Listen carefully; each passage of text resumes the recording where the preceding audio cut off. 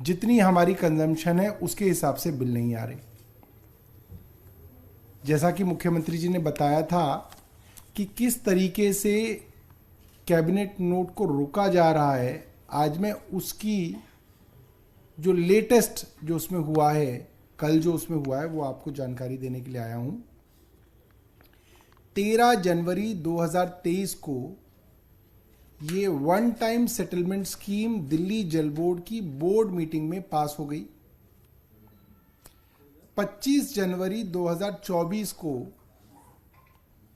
आज से एक महीने से भी ज्यादा पहले, इसको ये कह के फाइनेंस डिपार्टमेंट में भेजा गया कि आप अपनी कमेंट्स दे दें। अब कोई विभाग अपनी कमेंट्स देने में कितना दिन लगा सकता है? 2 दिन, 4 दिन, 5 दिन, 1 हफ्ता, 2 हफ्ता। 25 तारीख को कमेंट्स के लिए भेजा गया और कहा गया कि जल्दी कमेंट्स दे दें। 5 फरवरी 2024 यानी कि उसके 10 दिन बाद फाइनेंस डिपार्टमेंट के एक अफसर ने चिट्ठी लिख के कहा कि हमें ओरिजिनल फाइल दे दो। हालांकि ओरिजिनल फाइल से, जल बोर्ड की ओरिजिनल फाइल से कोई फाइनेंस का लेना देना नहीं है, उनको तो जो कैबिनेट नोट है उसके ऊपर अपनी कमेंट्स देनी है। खैर, उन्होंने मांगी और हमने उनको फाइल 9 फरवरी 2024 को वापस भिजवा दी। फिर उन्होंने उसके ऊपर क्वेरी लगा दी। क्वेरी का जवाब भी फाइनेंस मिनिस्टर ने दे दिया और फाइनेंस डिपार्टमेंट की तरफ से कमेंट्स फाइनेंस मिनिस्टर ने दे दिए। उसके बाद अर्बन डेवलपमेंट डिपार्टमेंट के एसीएस साहब ने कह दिया कि हम फाइनेंस मिनिस्टर के कमेंट्स को नहीं मानते, हमें फाइनेंस डिपार्टमेंट के प्रिंसिपल सेक्रेटरी के कमेंट्स चाहिए। हमने 9 तारीख को पूरी की पूरी फाइल देके कहा कि 12 तारीख तक कमेंट्स दे दें और 14 फरवरी तक इसको कैबिनेट में ले आएं।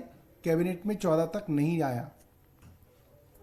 15 तारीख को एलजी साहब से मैं, मुख्यमंत्री जी और जल बोर्ड की अध्यक्षा यही विधानसभा में एलजी साहब से मिले। एलजी साहब से बातचीत हुई। ये तय हुआ कि आप, यानी कि हम, सीएस को डायरेक्शन दें कि इस कैबिनेट नोट को अगले हफ्ते जल्द लेके आए, अर्ली नेक्स्ट वीक।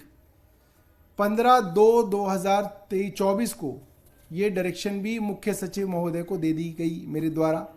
उसमें बता दिया गया कि एलजी साहब से डिस्कशन हुआ है, अब आप इसको अगले हफ्ते की शुरू में ले आएं। उस पर कोई कार्रवाई आगे नहीं बढ़ी। 21 फरवरी को दोबारा से मुख्य सचिव महोदय को मेरी तरफ से डायरेक्शन दी गई कि आप इस हफ्ते के अंत तक ले आएं। वो हफ्ता भी खत्म हो गया। अब अगले हफ्ते के मंगलवार में हम बैठे हैं।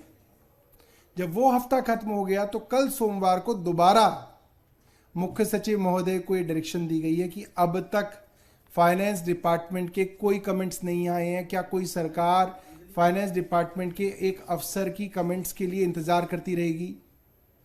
सरकार, मंत्री, मुख्यमंत्री चला रहे हैं या फाइनेंस विभाग के अफसर चलाएंगे?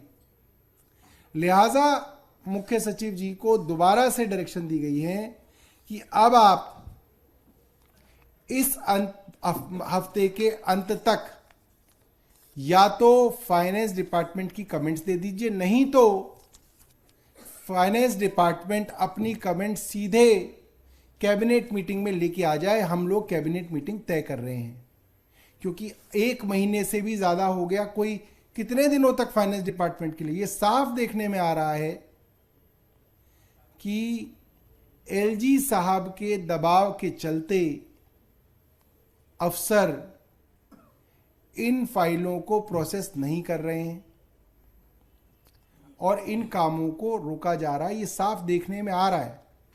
अब एलजी साहब कहेंगे, अरे मैंने कैसे कहा? मेरी मेरी मेरी आपके पास कोई फोन रिकॉर्डिंग है? तो फोन रिकॉर्डिंग तो हो भी नहीं सकती। हाँ, मगर पूत के पांव पालने में जरूर दिख जाते हैं।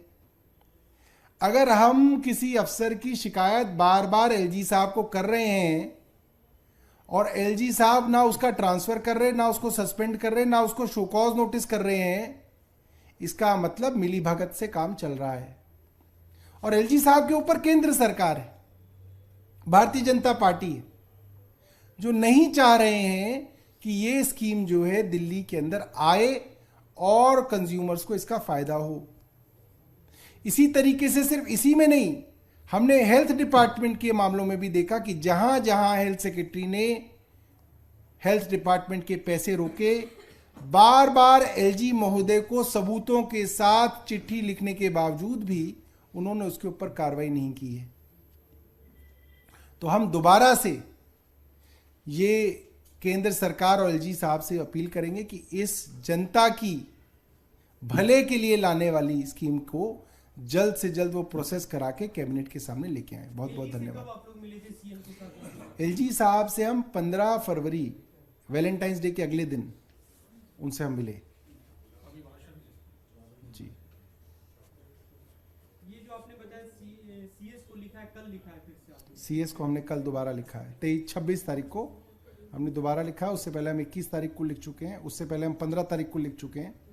हम लगातार सीएस को लिख रहे हैं। क्या ऐसी कोई दिक्कत है कि आचार संहिता के बाद ये स्कीम लागू होने में दिक्कत है? मुझे लगता है कोई भी स्कीम आचार संहिता के अंदर तो शायद उसके अंदर कुछ शायद हो सकता है कि परेशानी हो। मेरे को बहुत ज़्यादा जानकारी नहीं है, बट हो सकता है इसीलिए इसको देर किया जा रहा हो। आपने कुछ बताया कि कैबिनेट मीटिंग कब है या? कैबिनेट मीटिंग हम रखेंगे इस हफ्ते के अंत में, हम कैबिनेट मीटिंग रखेंगे और हमने डायरेक्शन दी है कि अगर आप कमेंट्स तब नहीं ला पाए, अभी नहीं दे पाए, तो आप सीधा कमेंट्स जो है कैबिनेट मीटिंग के अंदर लेके आ जाएं। हम उनकी कमेंट्स को कंसिडर करके कैबिनेट उसके ऊपर अपना फैसला लेगा। आज आम आदमी पार्टी की महत्वपूर्ण पीएससी की बैठक होने वाली है, लोकसभा उम्मीदवारों के नाम पे चर्चा होगा। क्या कुछ आप लोगों ने नाम तय किए हैं? उसी में चर्चा होगी और उसे फाइनल करेंगे? 4 सीटों के ऊपर दिल्ली में चर्चा है और हम लोगों के कई डिस्कशंस हो रहे हैं, फीडबैक्स लिए जा रहे हैं और उम्मीद है हमें कि आज पीएससी के अंदर इन नामों पे भी चर्चा होगी। कोई सर्वे या कुछ आम आदमी पार्टी ने कराया? ये हमारे जो ऑर्गेनाइजेशन के जनरल सेक्रेटरी हैं वो देखते हैं काम, हमें जानकारी नहीं है। ईडी की रेड्स भी आज कई जगहों पे चल रही हैं विपक्षी नेताओं पर। ईडी के मामले में आप लोग जो समन आया है सीएम को, उसको गैर कानूनी बता ही चुके हैं। लोकसभा चुनाव से पहले क्या लगता है कि इसी तरह से कार्रवाई होगी? और ये तो होगी, ईडी की कार्रवाई तो अभी विपक्षी नेताओं पे चल ही रही है, चलती ही रहेगी, पत्रकारों पे भी चलती है कभी कभी। सिर्फ हम ही नहीं हैं जो इसमें फंसेंगे, कई सारे पत्रकारों के ऊपर, कई सारे मीडिया हाउसेस के ऊपर भी इनकम टैक्स और स्पेशल ब्रांच दिल्ली पुलिस के छापे मारे गए हैं पिछले दिनों में और उन पे भी इस तरह से दबाव बनाने की कोशिश चल रही है।